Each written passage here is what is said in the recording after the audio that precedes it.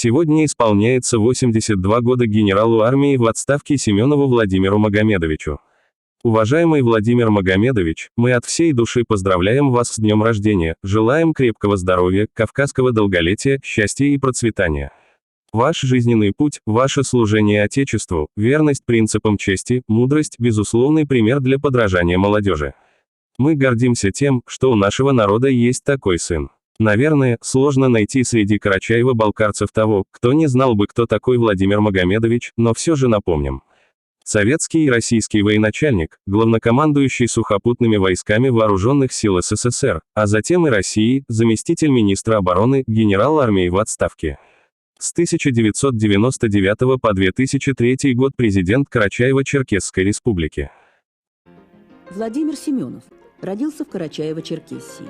Закончил Бакинское высшее общевойсковое училище, военную академию имени Фрунзе, академию Генштаба.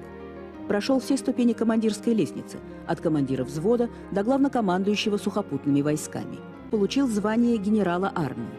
После отставки Павла Грачева рассматривался как один из кандидатов на пост министра обороны.